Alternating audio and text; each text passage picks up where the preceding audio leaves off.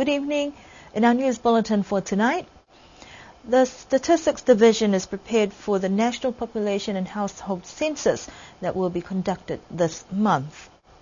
Niue's Forestry Division are in training to build their capacity to contribute to the Forestry Rehabilitation Project. A new director has been appointed for the Department of Agriculture, Forestry and Fisheries.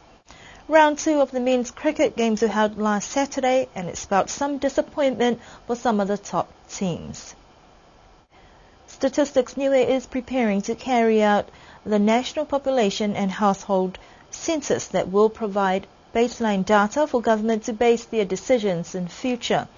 The census is held every 5 years and requires a considerable amount of resources to gather data, and extra staff or enumerators will be employed. Chief Statistician Kimre Vaha is confident that they are ready to do what is required by law, and the census has also been endorsed by the Niue government. There are a number of standard questions each year that gauge what the population is and how many households there are. But there are also more in-depth questions that can also be linked to some of the global requirements. 2 years ago, there was a meeting in Nomea. It's called Census Round 2020. And in there, we discussed the global requirement of the questions. Other than what we need as government, which is stipulated by law, that we collected the information. We still have the same ones. We asked the same ones because we want to keep the series, but they are important ones for now. For example, the language, the speaking and the writing of the language, and how is the language maintained. And another one I remember would be the one to do with biodiversity and the life of the natural resources over here, and so forth. Kimre says that the decision to conduct the census at this particular time was based on where there is least movement of the population. The success and accuracy of data collected will also depend on public response, cooperation, and the efficiency of enumerators. I would like to encourage everybody to cooperate and help out the interviewers or the enumerators to make the work easy, because it's a legal requirement that we need to ask these questions and get the answers.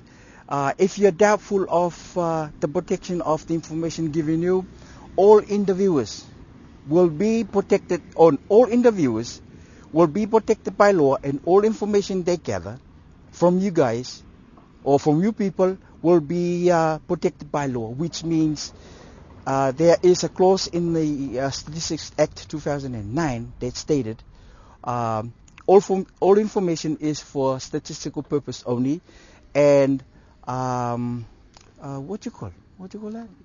Confidentiality is one of the utmost requirement of this surveys. A one-day training has been organized for enumerators, and that will be held tomorrow, Wednesday, before they can start their official duties to go to each and every household. The Statistics Division say that the population counts and households will be done by midnight on Saturday, and the completion of the questionnaires will need to be completed by Friday next week. Niue's Forestry Division is in training this week with counterparts from New Zealand to build the capacity of staff to effectively manage and maintain the island's forestry plots. The forestry project from the early to mid-90s saw several areas developed and planted with mahogany trees. Some of these forestry plots were located on privately owned land, and other demonstration plots on government land at Waipapahi, as well as the Funuakula area near the airport. The Forestry Rehabilitation Project will look at reviving some of the old forestry plots that have been neglected over the years. According to the Director of Agriculture, Forestry and Fisheries, Hoya Kasene, the Forestry Rehabilitation Project will look at identifying plots that can be salvaged, and they will also be engaging with others from the forestry sector as well as landowners to find a way forward. In the meantime, a small team from Landcare Research New Zealand are here for the week to conduct capacity building with the Forestry Division on some of the important concepts in forestry development. We've started with a blank canvas. We started on a meadow over here which has got brush weeds in it, and we've explained to them that we now need a rectangular spacing instead of the old line plantings. The problem with line plantings was that they were 30 feet or 10 metres apart so that people could grow intercrops between the trees. The soils are shallow and not very fertile, so it only worked for 1 year. Then the plantations were abandoned.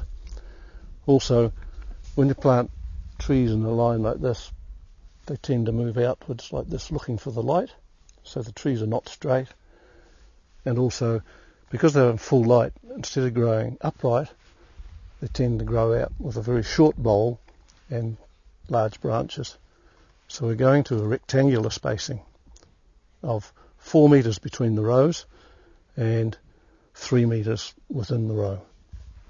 And that will give even light within the stand, and it'll be a stocking of about 800 stems per hectare.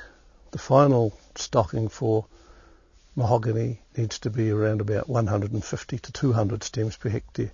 So that means 3 trees and 4 will not be part of the final crop, because some will be planted on a rock of coral and won't grow. Others will be not planted correctly, the seedling doesn't develop properly, or it'll become a double leader. So those trees will be thinned out, and that's what we're doing in here. This is an exercise in choosing the right trees for the final crop and removing anything that's rubbish. Well, it's not rubbish, but it won't form the final crop. While the team are here, they are also working on putting together an instructional video for forestry management and maintenance that will be used as an educational tool and for awareness. The Forestry Division has been under-resourced for some time, and staff turnover rates has seen a number of changes and loss of institutional knowledge when senior personnel leave the public service. Therefore, it is timely for current staff to get this training and tools that will help them further develop the forestry sector. There are 4 employees here, and they seem to be very, very well adjusted to this. They know what they're doing. They learn quickly. When I ask if there are any questions, they're very intelligent questions, and very few. And they pick it up very quickly. There are only 4 employees here in the Forestry Division that we're working with at the moment. I'm hoping that we'll have a demonstration stand here, that we'll have a plantation over there that's growing and the rows are clearly visible.